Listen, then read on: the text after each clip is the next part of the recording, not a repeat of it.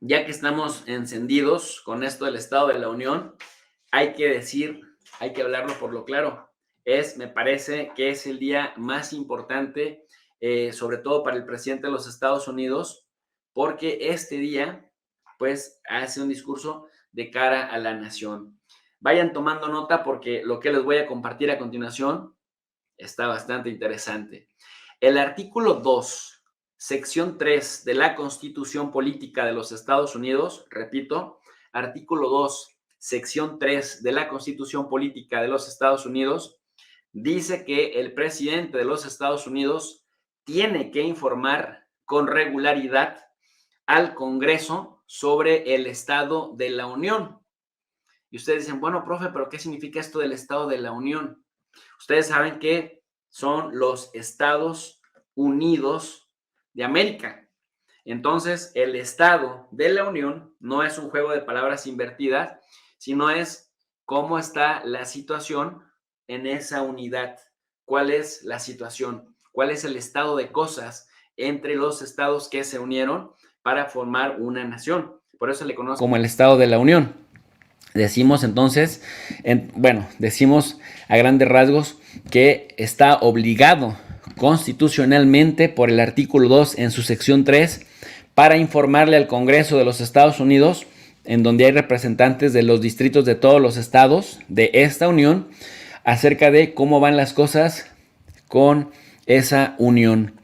Luego, si nos remitimos a la historia, el primer discurso que se da sobre el Estado de la Unión, sobre cómo van las cosas en Estados Unidos, lo da el presidente George Washington un 8 de enero de 1790. Repito, George Washington es el primer presidente que da un discurso del Estado de la Unión el 8 de enero de 1790.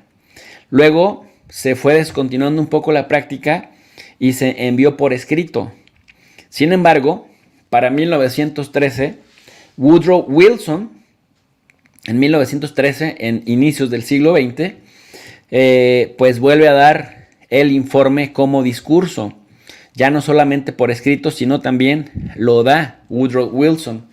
Y bueno, si hablamos de las primeras veces que ocurre en algo, también señalar que el primer Estado de la Unión que se transmite por televisión fue el de Harry Truman, allá por el año de 1947. Entonces, fíjense qué interesante. Se inaugura en 1790, lo inaugura George Washington, y luego todo el siglo XIX solamente se va a presentar por escrito. Y posteriormente, decíamos, en 1913, Woodrow Wilson lo continúa como discurso, pero hasta 1947 el presidente Harry Truman regresa nuevamente a la televisión y lo populariza. Cabe señalar también que el término Estado de la Unión o State of the Union se utiliza por primera vez allá por 1934, cuando el entonces presidente Franklin Delano Roosevelt, famosísimo, el único que se ha reelegido 3 ocasiones, lo nombra de esa manera.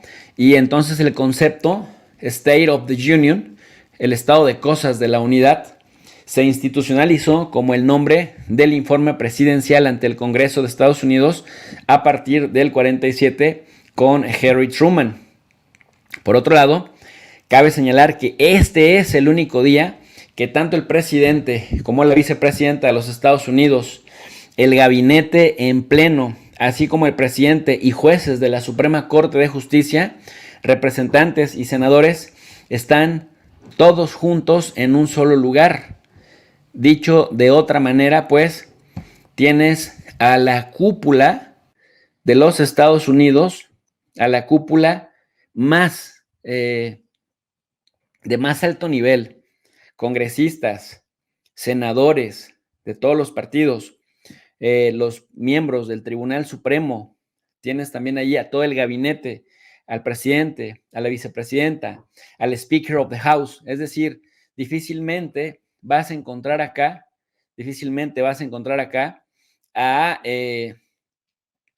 otro momento, en realidad ningún momento del año, otro momento en el que puedas ver a toda la cúpula política de los Estados Unidos.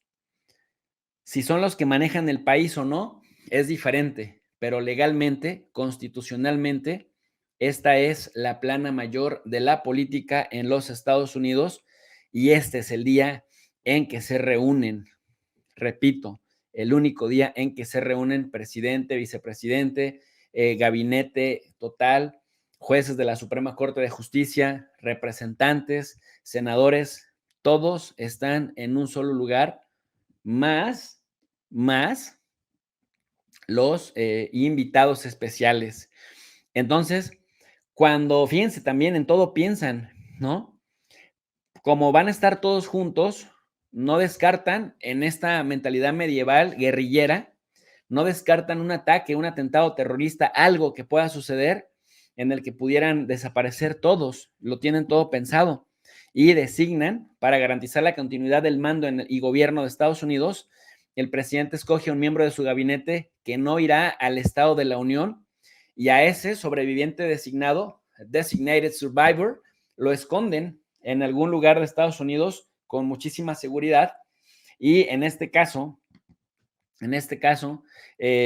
pues tocó al ministro de Empleo como sobreviviente designado, que en caso de que hubiera habido un ataque, un terremoto, algo que acabara con la vida de Biden, de la vicepresidenta y también del Speaker of the House, en este caso Kevin McCarthy, para garantizar el gobierno, para garantizar la funcionalidad, entonces el sobreviviente designado no fue y les digo, lo guardan. Entonces fue el secretario del empleo, Marty Walsh, como sobreviviente designado, al cual lo resguardó el Servicio Secreto de los Estados Unidos en una locación secreta que nadie sabe hasta que termina el discurso de Joe Biden. Imagínense qué brutal, pues qué interesante que en todo esto piensan. Dicen, claro, como es el único día y por eso yo se los tenía que contar, o sea, por eso los tenía que decir. Por eso el tema de decir quién, que todos están ahí juntos, todo el gobierno juntos, entonces dicen, no nos vamos a arriesgar. Y en este momento, si nos pasara algo a todos, para garantizar que hay gobernabilidad en Estados Unidos y que el gobierno sigue funcionando, Marty Walsh es resguardado por el Servicio Secreto de los Estados Unidos en una locación secreta hasta que termine el discurso de Biden y hasta que se dispersen todos los de la línea sucesoria presidencial para que esto, bueno, pues no ocurra. Entonces, este plan se puso en marcha desde los años 60, cuando se tenía miedo de que se atacara por parte de la Unión Soviética en el contexto de la Guerra Fría y buscaba garantizar la continuidad del gobierno de los Estados Unidos. Así que, como ustedes pueden observar, en todo piensan y todo está fríamente calculado. Cada año, en los últimos años, el presidente de los Estados Unidos, por supuesto que se refirió a Putin y a Xi Jinping, las tensiones, habló de las tensiones frente a Rusia y frente a China. Y bueno, esta fue la primera vez también en varios años que la presidenta o que la presidencia de la Cámara de Representantes no la tuvieron los demócratas, por eso Nancy Pelosi pues ya dijo adiós y quien estuvo sentado al lado de la vicepresidenta Kamala Harris fue Kevin McCarthy, el californiano conservador, que finalmente, después de 15, 16 rondas de votaciones, que no lo querían los mismos republicanos votar, terminaron por cederle el mando. Entonces, ustedes ya lo saben, la línea de sucesión para la continuidad del mando y del gobierno de los Estados Unidos en caso de que le ocurra algo al presidente que le impida desempeñar su cargo a cabalidad, ya lo sabemos, ¿no?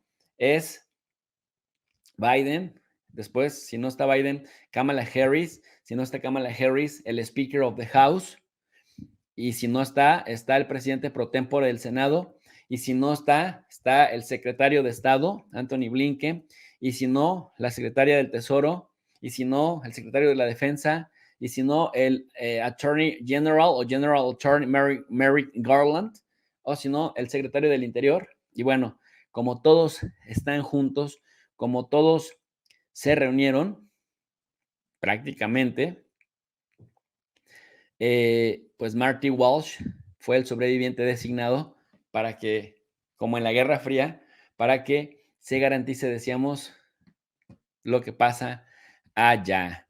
Por primera vez, a esas fechas que yo les mencionaba, 1790 con George Washington, que da su primer discurso, esa fecha de 1913 con Woodrow Wilson, que da, nuevamente retoma el Estado de la Unión como discurso, ese 1947 con Harry Truman, que por primera vez le llama Estado de la Unión. Habrá que agregarle 2023 como ese primer año en el que se transmitió en español, con traducción al español. Y esto solo habla de que cada vez más y más y más se está aceptando el español como un idioma necesario también en los Estados Unidos.